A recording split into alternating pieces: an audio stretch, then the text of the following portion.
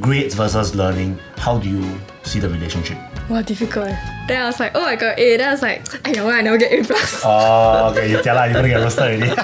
If your friends are doing intern, then you're not doing an intern, then it's like, am I losing out? Are you burning out? You think so? Last week, I always say that, like, as a joke, that like my Telegram unreads is an indication of my mental health. Why do we seem to take pride in trauma bonding? The fact that you're in this traumatic situation together is something that y'all can like talk about, rant about, because it's something that only y'all understand fully.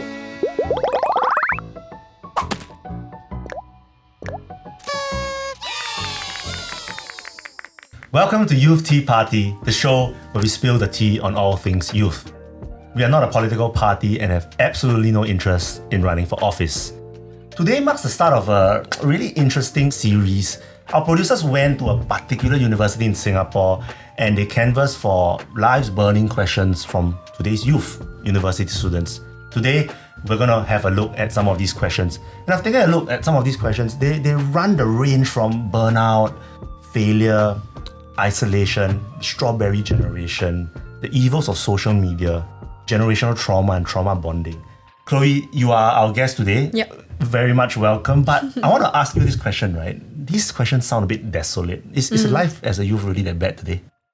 I mean, I don't think it's like, like all bleak and cheery. Definitely there's things like, with like social media, you can connect with people more easily. But I don't think it's to say that like it's stress-free either. I think it's more stressful definitely than our parents' time. Yeah. Like especially like I think schooling is more intense, trying to find a job, internships, more stressful in that way. Why do you think your peers now are trying to get an internship at every single opportunity? What do you think drives that? Just curious.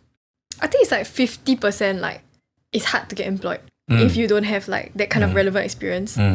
But also 50% like I think it's also like if your friends are doing intern, then you're not doing an intern, then it's like, am I losing out? You kind of you scared you lose out lah. So it's like I just do first. I may not actually want to do it, but I'll just do it because everyone else is doing it. Yeah, fair enough, I guess. So for yourself, right, on a scale of 1 to Dilulu, how balanced are you? I think I'll be like a 3. Like, I'm not super Dilulu. I think my friends will say I'm like quite rational, like, pretty like on the ground. But like if you get to know me a bit better, then I'm a little bit more like laid back. Okay. Yeah. Yeah, I mean you certainly seem that way.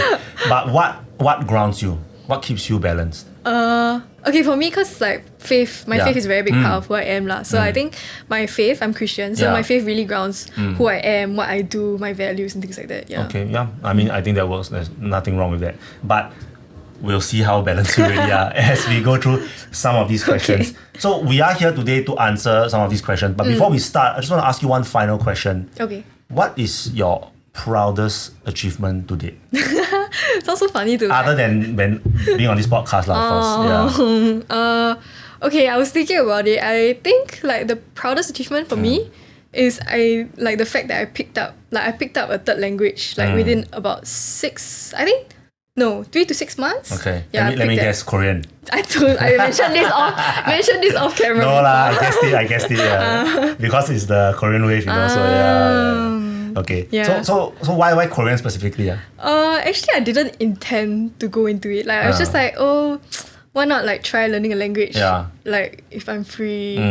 And like I enjoyed, I think more than anything, I enjoyed the like the connectivity or like the doors that language open up, like to get to know people and like to connect with new people. So you've been to Korea lah? No, I've never been. Oh, you've been to Korea? Yeah, I've never been. What are you waiting for? No money. You learn the language, then you never go Korea? No money. Okay, after you get famous from this podcast, then you can go Korea already. Yeah, you get sponsorship to go Korea. So please, I don't know, like and subscribe so that I can go Korea. Like, share and subscribe so that Chloe can go to Korea. Thank you. Mean, it's a travesty that she's learned the language and can't go there. Alright, so let's start with the questions. There's a huge bunch of questions, but we've picked some that are more relevant to you. The first question is, how do I know if what I'm studying now is the right major for me? Right? I know that you are a geography major. That is not common at all. Some people would raise eyebrows at that. So tell us about your journey. Why did you pick geography as a major? Okay, I think for me, my decision to pick my major was always based on like what I wanted to do in the future. Sure. So for me, from a very young age, I always knew, I wanted to teach. Okay. Like teaching and working with youth is something that I'm passionate about. So I think it was more of deciding what subject then will be my medium to teach. So I was deciding between like chemistry and geography. Very different, but okay. Yeah, very different. Yeah. Yeah, so then when I was in JC, I was thinking, oh, should I do geography or chemistry? And I felt that, geography, like, it aligned more with my goals as an educator in the sense of like, for me, I really want to, be able to open the way people think of the world and to like think about like the wider world around you. So I was like, oh, I think geography really aligns with that. So I was like, okay, let's go with geography. But then, I mean, geography is not a subject that most people love. Right? I mean, I remember in secondary school, geography was something to avoid. Right? But how did you fall in love with geography? I mean, I know you talk about wanting to teach, right, and getting people to be more connected with the world. But how did you, as a student, when you were younger, how did you get to love geography in the first place? Cannot be you want to teach just because you want to teach, right? I mean, sure, you like the subject a little bit as well, right? Yeah. Definitely. Yeah. Okay, I think love is a bit too much to express my interest for geography. Sure. But definitely it's something that is closer to my interest. I think I really enjoy like being in nature. Like picnics, going out seeing the sunset, things like that. So for me it was always like, when I learned, sounds so nerd to say, but like when I learned about like how clouds are formed, different types of clouds. Yeah, it's quite nerd. When I think about things like that, it's like I really enjoyed it, found it interesting. And then like you expand to things like human geography, like how do like cultures form, how do like people like relate to each other. I found that really interesting. Okay. And I was like, it actually like really broadens my mindset. It makes me think like after I learn the things in class, I'm like, these are things that I can see happening in the real world. So for me, that's what I liked about it. Yeah. Okay, so you quite like the physical, the earth science side of geography also, is 50-50 lah. Oh, it is pretty good. I mean, it's a really good broad-based education, I think. Yeah, so that's great. So the thing is that, many people say that teachers nowadays, they have a horrible job. It's really tough, right? So, it brings me to the question, right? First and foremost, like, how do you know what you are studying is right for you, right? So you mentioned about how geography helps you open the world and to people and everything. But how did you know it was right for you? Was there a point, right, where you thought, you said from young you wanted to do, but how did you have that kind of mindset from young to say, I want to be a teacher? And most importantly, how has it still stayed on till now, right? Because you've grown up over the years, things changed, but how did you manage to keep it consistent? I think for me, I've been very blessed to have a lot of like teachers and educators who have like invested in my life a lot. So I think that definitely makes a difference. Okay. And I see like I really see how like teachers really shaped like not just me but like the character of my peers, shaped us to who we are today. And it was like, for me, it was something that's always been like, I want to be a part of that. And I want to like really shape the character, the next generation. I want to give back in that way. Yeah. So for me, that was always something that kept me going, I would say. Yeah, I mean, and I think having mentorship is very important, right? And it's great that you have good mentors around you. So that's great. I'm very happy for you to, I'm very happy to hear that. Now, the second question is work-life balance, right?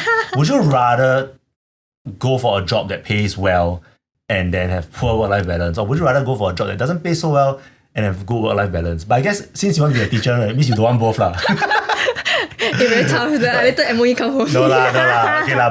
But jokes aside, I think teachers really, they really work damn hard, man. Seriously, and my hats off to them. Their working hours is really crazy, and it's tough for them lah. But okay, I mean hypothetically lah, right? Clearly, you by wanting to be a teacher, you definitely prioritize a calling lah, in a sense, because you being a teacher is not just a job, it is a calling, right? I mean, I think, but hypothetically speaking, if you weren't a teacher, would you go for something with higher pay or higher work-life balance? What do you prioritize more? Actually, wait, sorry. But I realized that actually, even if you're a teacher, right, this is a relevant question because, as you rise and everything, and you have a family, you need to start prioritizing things also, right? Yeah. So, I mean, how do you consider that? I feel like this question is easy to answer here. Is it? Difficult to apply. Okay. Like for me, what I say now may not necessarily translate to what I do. But for me, I think it'll always be work-life balance. Not because of anything or myself, but I think it's always about, for me, family. So it's like, for me, my family would take priority over my career. So it's like, if my career gives me like a good pay, but it compromises on my time that I can spend with my family or time I spend with my loved ones, I don't think it's something worth trading for. Because in the workplace, I mean, I'm replaceable, but in my family, I don't think I am.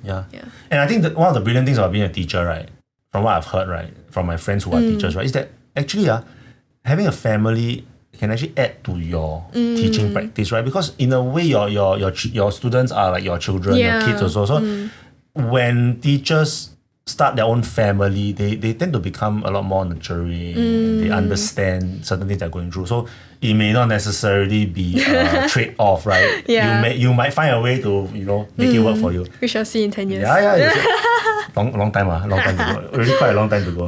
Now I want to start focusing on questions, right, that will test you as a university student. Okay. Right? So question number 4 is this, and it's quite a heavy one. Okay. Is this, how can I stop focusing on the outcome, which is grades, right, in the university setting, and focusing more on the learning process itself? Right? So this person says that I'm finding it difficult to do so despite acknowledging that it is important. What are your thoughts first and foremost? Grades versus learning, how do you see the relationship? Wow, difficult. Personally also I struggle with it. Yeah, sure. Like to see grades versus learning. Yeah. I think it's good not to force yourself to not look at the grades. As in like, I don't think it's a binary that grades is separate from learning or learning is separate from grades. I think they can come together. Yeah, the grades are supposed to be an indication of like whether you are learning something that's on the right track. Yeah, but I think definitely for me, at least, I always try to think, how is what I'm learning going to be applicable to outside of this course or outside of this time that I'm like here. Yeah, so like I have a tendency to like ask questions like, how is this relevant to my life? Like what is what I'm learning relevant to my life? Or like for example, will I be using this in 5 years? If I'm not using it in 5 years, then it's okay. The grade doesn't matter so much. Fair. Yeah. So wait, has there been a case, right, that in your university journey so far, right, where you've gotten a bad grade? Have. Okay, so what are your instant reactions to that? Oh my gosh. Okay, thankfully that one was the really bad grade I got was on exchange, so it was pass fail. It's not counted, lor. It was really bad. I got shocked. Who gets good grades on exchange? No, but okay, so the thing was that like, okay, it's a bit of a funny story. Like, I actually really tried for that paper because I came back to Singapore and I sat down in my house for 2 days to write that paper. And I actually like went to read up and everything so that I could do it well. But I got 47 out of 100. And the prof like straight up like roasted my entire like a essay. fail. I mean, in UK, I went to UK for exchange, but in UK universities, like 40% is pass. So I still passed. I just did very badly. Yeah, but for me, I think partially I didn't have to take it too seriously because it was pass fail. So thankfully there wasn't like much weight that I passed. But I think for me, I was okay with it because it wasn't a topic that I thought I would ever like touch on again. So for context, it was on radio. So these job things, but like radio sensing.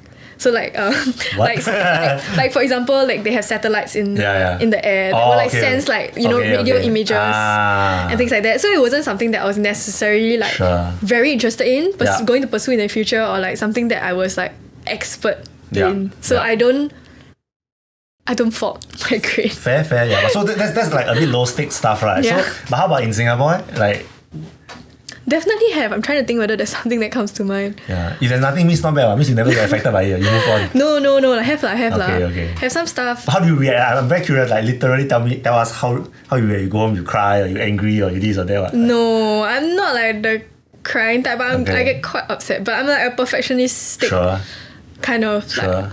Okay, for context, it's a bit bad. I feel like I'm going to get roasted. But like today, I got assignment out my assignment grade. Then I was like, oh, I got A. Then I was like, I never get A+.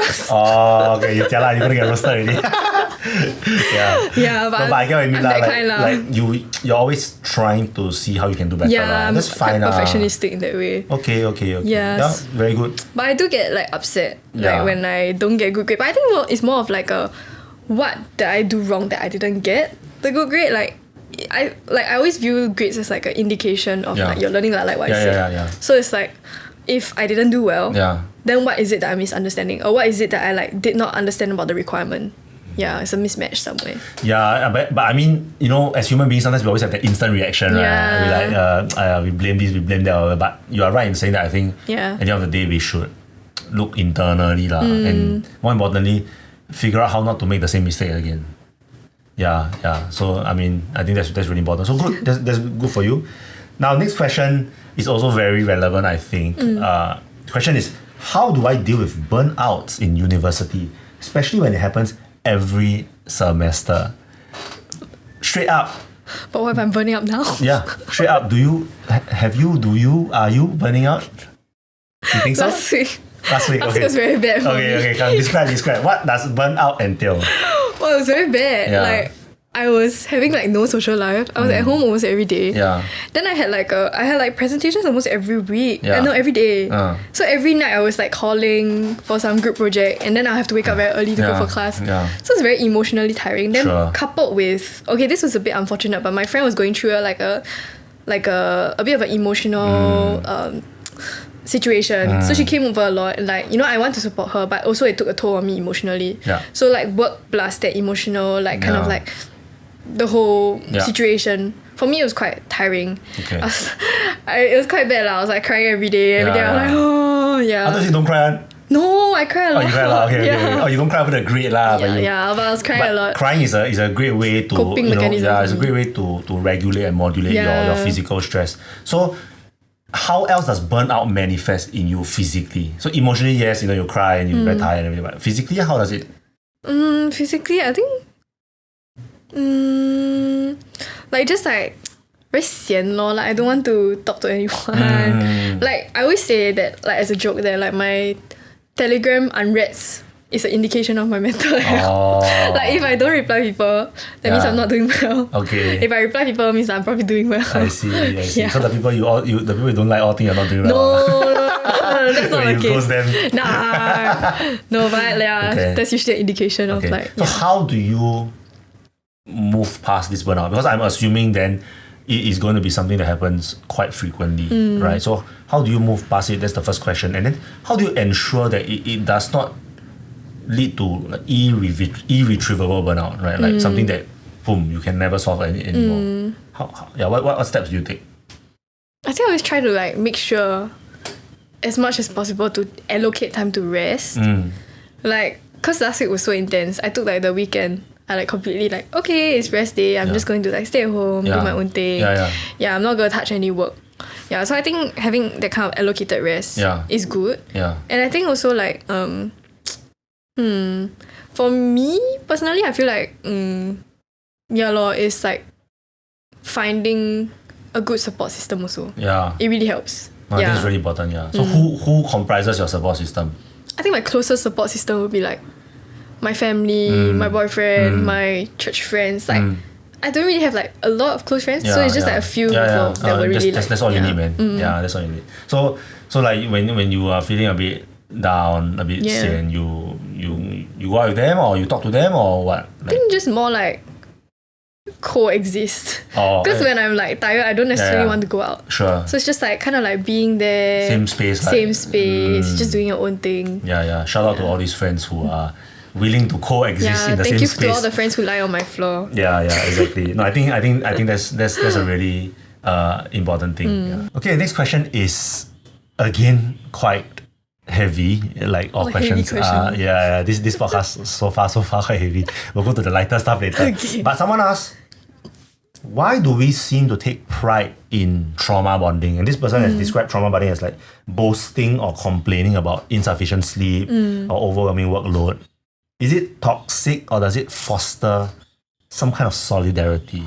Okay. But first of all, what do you understand by trauma bonding? Because from what I know, right, trauma bonding is actually a psychological term that defines, like, for example, if say someone is in an abusive relationship, right, and they bond with their abuser, that's trauma bond. That's I didn't know that's the official. That's the official psychological term. So I think maybe like youth these days, right, when we all use trauma bonding, right, it's become like a slang almost. But so amongst you and like your circle of friends, do you all talk about these kind of things? Like what does trauma bonding mean to you? Definitely. It's like probably going like through something traumatic together that brings you closer. Because of how traumatic it is, you need that like emotional support from each other. And like it's kind of like only the few of you in that situation together really fully understand how much it affects you and what it does to you. So it's like kind of like you share that emotional closeness because of the situation. So like in a way, like going through bad things, tough times and everything.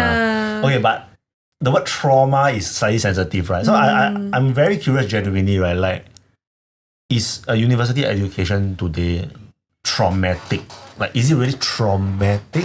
I don't know. What do you think? Okay, I don't think it's like traumatic per se, like in the real depth of it. Like, I don't think it encapsulates the full word of the word but I would say definitely it's tough. I didn't expect it to be this tough. Like, you know, before I came to uni, like in JC, I've always been told like by people older than me, like, oh, uni is like a breeze compared to JC. So it's like a lot more chill, you have time to breathe. But then when I'm here, I'm like, why does it feel so much harder than JC? Also, JC was easier for you, huh? To me. Interesting. So I felt uni is harder. So what's the main difference between JC and uni for you? Like JC you have like 2 years to do like, for example, like to do like 5 mods, for example. You have 2 years to do it. You have 2 years to polish it. But uni is kind of like all of that is squeezed into one semester, and then you're like running to the end. You're like sprinting for 16 weeks. And then you have breather, and then you sprint again for 16 weeks, and then you have breather. Kind of like anaerobic exercise. I guess. Okay, so I mean, other than the workload, of course, right? Like, what else is maybe not the word traumatic, but what else is really challenging for you? So sure, workload itself is tough, right? But what else is challenging, right? Like, is it like, you know, the community, the competition, this and that? Like, can you help to specify what else you feel is very challenging for you at university level?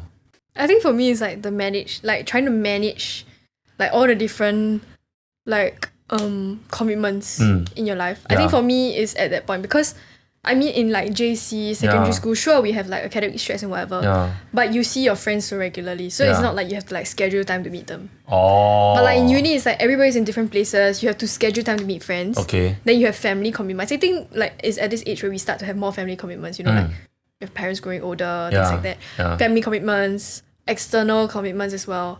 And then your own workload. Then plus if you have like, for example, like group projects, it's very hard for you to meet at the same time because everybody's taking different things. So oftentimes like these group projects, they go into your own personal time. Like your rest time, you spend your rest time like calling these people like, oh, what should we do for our group project? And I think that is what eats up.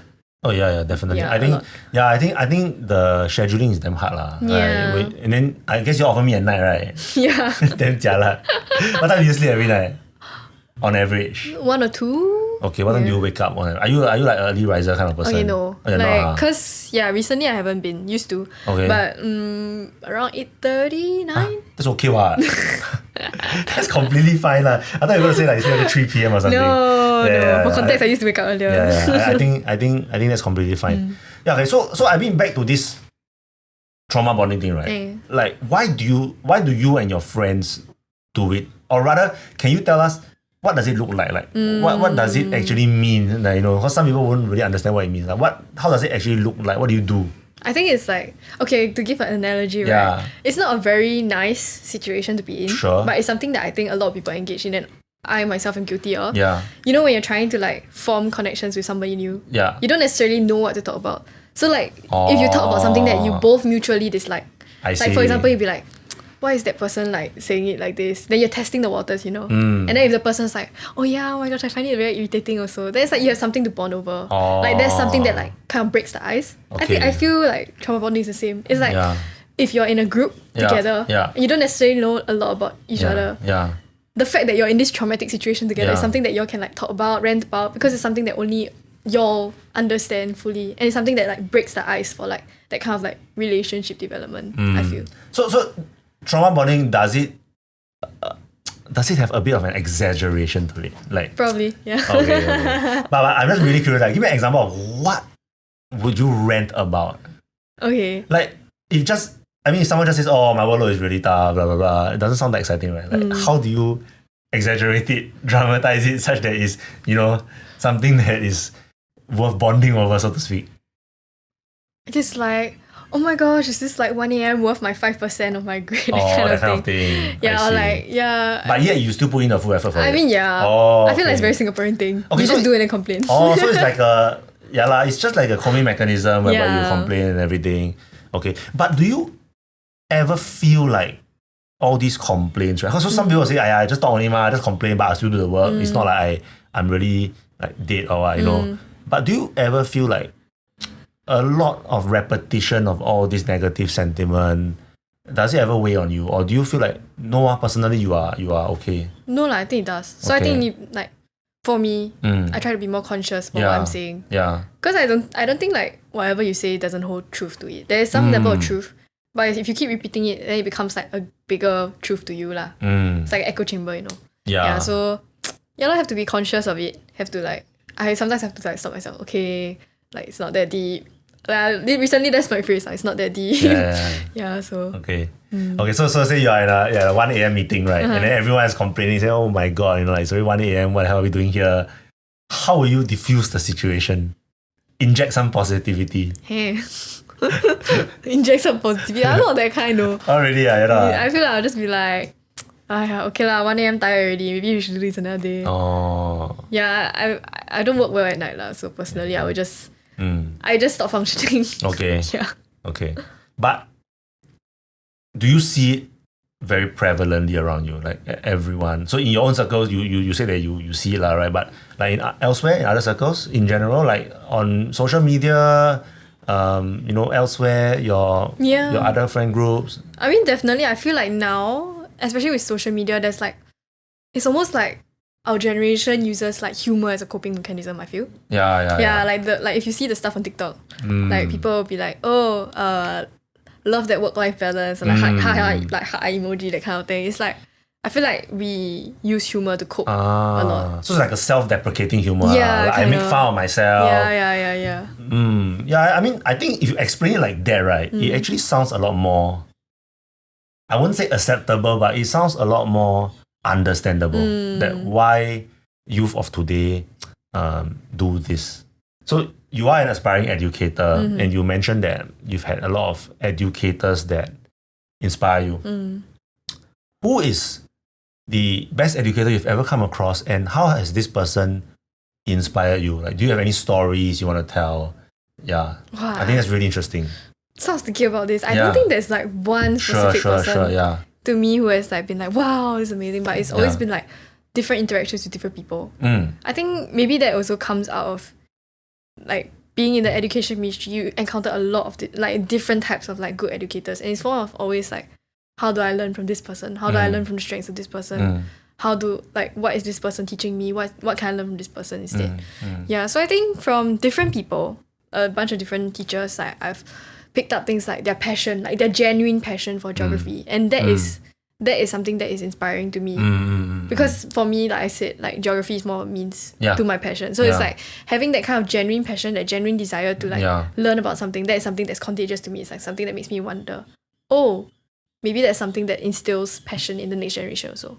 Yeah, but in other people, it's things like how they, how are they relational? How do they reach out to the student past the educational context? Yeah. And some people, it's, I don't know, like their strengths in organization or strengths in like pedagogy. There's different things that I pick up from different people. So would you say then you are the kind of person that actually you see strengths in people rather than weaknesses, and that's why you are able to pick up many different lessons from these people? What do you think? Yeah, I've been told that a few times. I've been told that I sometimes see the good in people too much. True, but I really think that is a damn good strength. Right? It really, really is. Because you see, in a situation, a world where we always are very ready to criticize people, right?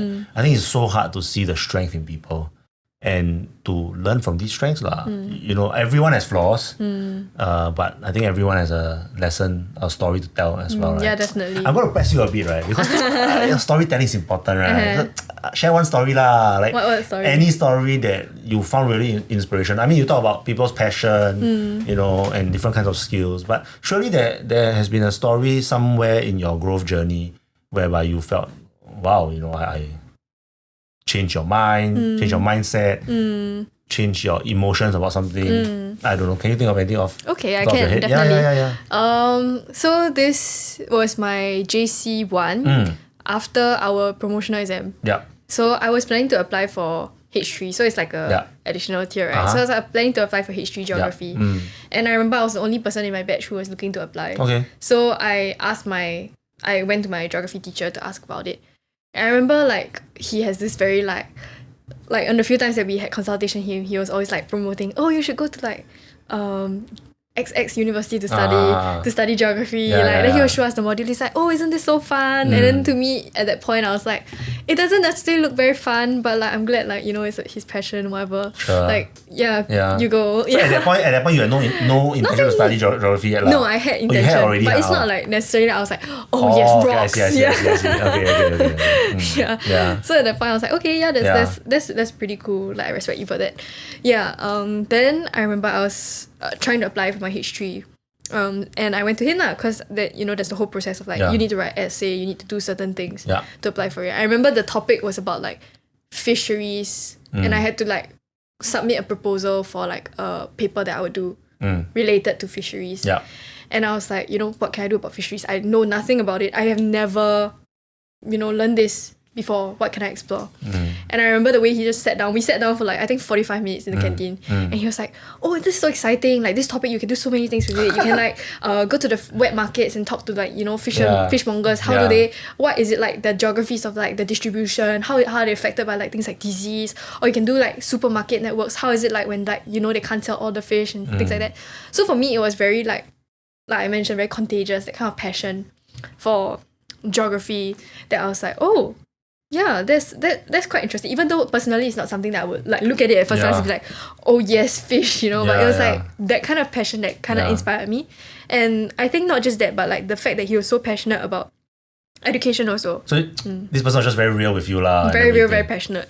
Okay. Yeah. I think he cannot sleep tonight after he watched his podcast. You know, it's good. I mean, all teachers want to know is if they made impact on someone, right? So I guess definitely, if this teacher has made impact on you, great. And it's really nice that you are sharing this story with him lah. I think shout out. Yeah, shout out. Yeah. Teacher LLX. Okay. Code name LLX. Yeah. Mr. LLX. Hey, how do you know it's Mr.? Oh, sorry, Mr. or Miss LLX. Yeah. She don't want to share too much, so all we can do is code name shout out. Yeah. But well done. Keep inspiring people, please, because. Actually, they left teaching already. Yeah. Okay, but anyway, still well done. Still keep inspiring people. You don't need to be a teacher to inspire people. True. Fair. Moving on from this, right? What is the best piece of advice you have ever received? Okay, I think it will be the one thing that my dad always used to say. Is actually something that he said that his classmates said at like 16 or something like that. He was always very impressed with his classmate. But it was very simple. There are 3 very important life decisions you need to make. First one is the right spouse, the right job, and the right God. For me lah. So it was like, for me that was like, wow, that's actually like a very good way of looking at the world, looking at life. That like, you know, everything, I say again, like, it's not that deep. Yes. That these are the most important decisions that you need to make. So these are the ones that you need to think seriously about. Yeah. And these are the ones that will set the tone for your life lah. Sure. But honestly, these 3 things, right, they're not easy decisions to make. Very big, right? It's not that simple actually. Right. So like the right spouse, how do you know you have picking the right spouse? That's the first thing. Then the job. Okay, job is not hard because job you try and error right? Then I don't know about religion. Like how do you know if you are going down the right path in terms of religion? Like just share with us very briefly. Okay. I think for me is how do I put it simply? Yeah. I think for me, religion is not religion per se, it's faith. And I think it's a relationship. I think it's something that shapes me, the way I view the world differently. And it gives me the kind of joy to go through each day. And I think also teaches me to be a better version of myself. And also, I think there's a lot of peace that comes out of like, you know, the fact that I can pray and like to tell, you know, my 内心事. What's 内心事 in English? 内心事 like my inner thoughts. Inner thoughts. Suddenly this podcast become bilingual. Okay, like my inner thoughts, I can share everything with with my God. I feel like that is something that gives me a lot of peace, and also a lot of peace to know that, you know, whatever that happens is something that, you know, I may not have control over, but somebody else has control over. And that for me is something that really helps me to like, you know, stay rooted.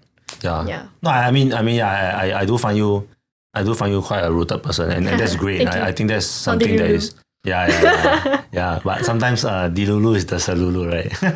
And makes your dreams come true, Lulu. Exactly. So there's always room to be a bit more flighty, aspirational, I think. But it's really good to have some balance, and I think you've exhibited that today. Yeah. So one final question I always like to ask my guests, which is, do you have any questions for this very ordinary podcast host? Wow, you spring this on me suddenly. Yeah, of course. That's the whole point, right? You need to this is a scam. I didn't get this question in the, exactly. the preamp. Exactly. So the whole point is to let you ask from your inner thoughts. Okay, wait. Give me a while to think. Sure. Okay. If you could change like something, anything in the course of your life, like your life experiences, what would you change and why? I went with the deep question. I have an answer to this question. I have answers to most questions. The truth is, I would not read a PhD. Okay. Because I don't think it's worth the physical and emotional damage. So the trauma really got to you? I think PhD is really different. Being in the UK alone, those times my health was not great as well. But I must say that now, after getting it and after working in education, right, and working with youth, I really enjoy my job. I learned how to enjoy my job, but the PhD process is really tough. Like really, really tough. I was very, very ill actually during my PhD, both physically and mentally. So it took me a lot of recovering from that. But I mean, in life, sometimes you do certain things and then you change your path. I always believe that the PhD helped me in a way. Yeah. But if I had to do it again, I wouldn't do it. That's my genuine answer. Yeah. How about yourself? Myself? Yeah. Personally, I don't really think that there's anything that I'll change per se. Because I think that every little thing shapes me to be who I am today. Well, so PC, right? It's not like Miss Universe answer. PC, yeah. You can go and join Miss Universe already. Thank you. Pretty enough to join Miss Universe. That's why. Wow, okay. No lah, but like genuinely, I think if I change something differently, the version of me you see today is different also lah. Sure, but I understand that. I understand that. No, as in, I genuinely understand that, because I also do think that every little bit shapes your character in a way, but just for the sake of argument. I got idea. Yeah, okay. I think I would have been a bit more involved in my job department actually. It's not too late. No, I really regretted it. Like, cause COVID year one, I was year one during COVID. Yeah. So we didn't have any I didn't go for the freshman camp. I didn't sign up to be an OGL. I didn't get involved with my job stock. So when we went offline in year two, it was like, oh shucks, I don't know anyone. And I have no connections whatsoever. But very thankfully, my close friend was very connected. So I got connections through her. But it was in hindsight, I was like, oh shucks, I deprived myself of so many opportunities, so many friendships, so many experiences just because I didn't push myself to try. You have one more year, It feels a bit old. Not gonna lie. I feel a bit of age is just a number, Wow. Feeling it more as I age though. Yeah, but anyway, thank you so much for being here. I think that was a really interesting conversation. Hopefully some of your life lessons will inspire people out there too. Right? So please share and subscribe. I think it's about time we ask for help because we're growing and hopefully we grow well. See you soon.